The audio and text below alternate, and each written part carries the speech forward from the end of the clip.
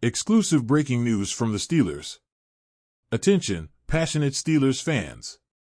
It's time to get excited about a scoop that will shake the foundations of the UFL, involving a legendary former running back from the team who is now making waves in his debut with the San Antonio Brahmas.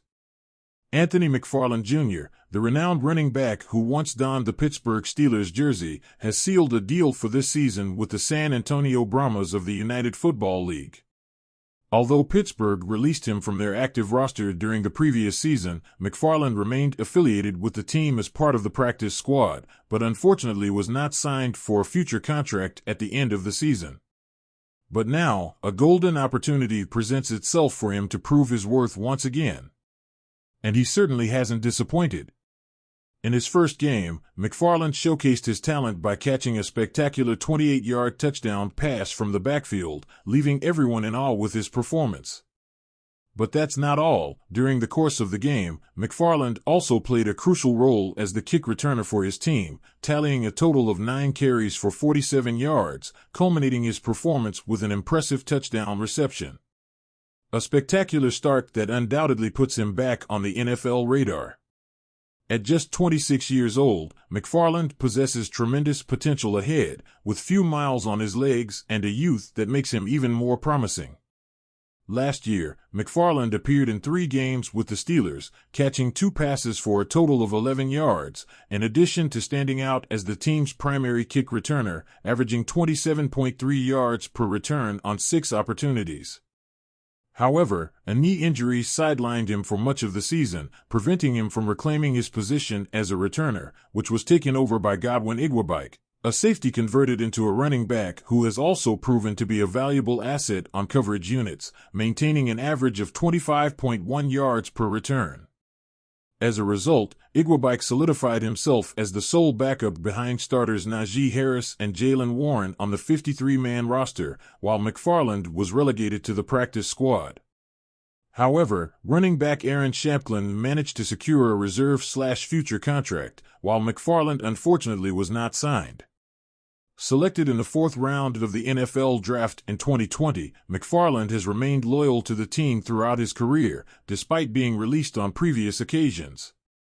After being cut following the training camp in 2022, he was subsequently signed to the practice squad, where he spent the entire season before returning in 2023 with renewed determination.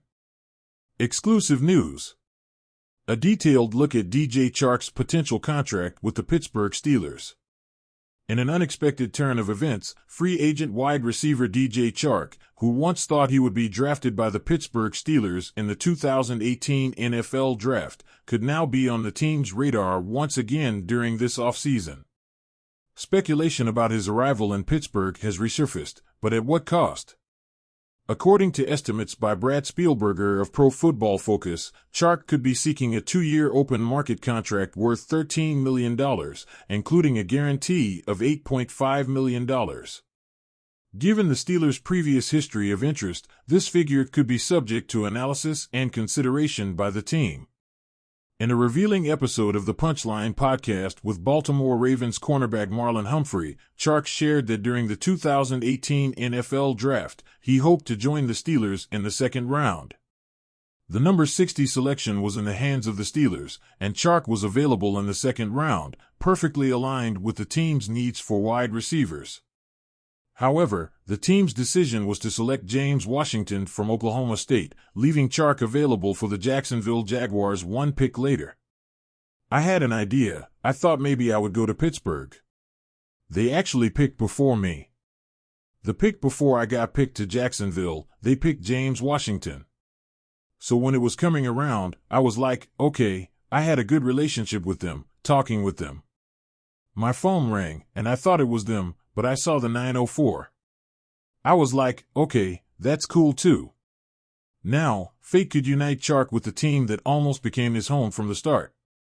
At 27 years old, Chark stands as one of the top free agents still available on the market, and he could be a valuable addition for the Steelers, who currently have 3 vacancies in their wide receiver core and have recently been linked with other free agents such as Mike Williams and Tyler Boyd. Chark spent his first 4 seasons in Jacksonville, where he experienced his best performance in 2019, recording 73 receptions for 1,008 yards and 8 touchdowns. However, he has since struggled to replicate that level of production. After a slight dip in 2020, an ankle injury marked his 2021 season, ultimately leading him to free agency. In the last 2 years, Chark has signed 1-year contracts, first with the Detroit Lions and then with the Carolina Panthers.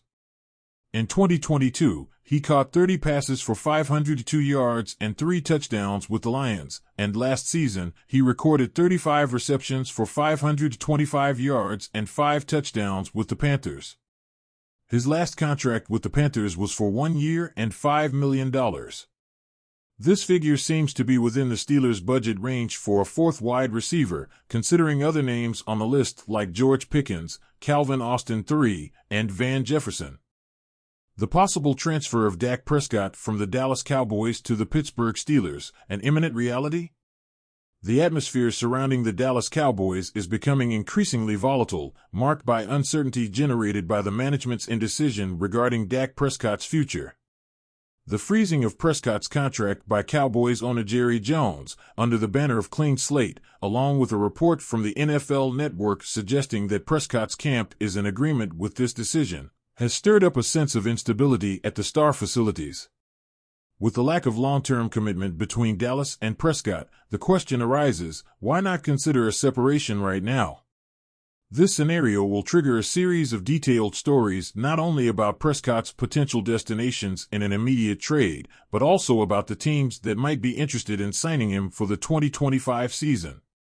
On his television show, Rich Eisen speculated on the possibility that the Pittsburgh Steelers, who could face uncertainties at the quarterback position after this season, might be a suitable destination for Prescott.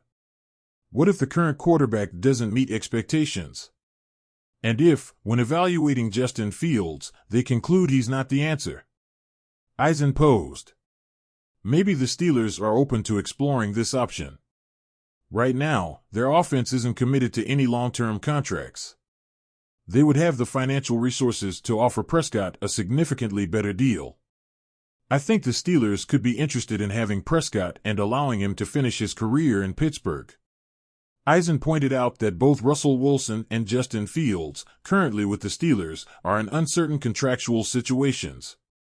Wilson is on a 1-year deal, while Fields is entering the final year of his rookie contract, forcing Pittsburgh to make crucial decisions about their future.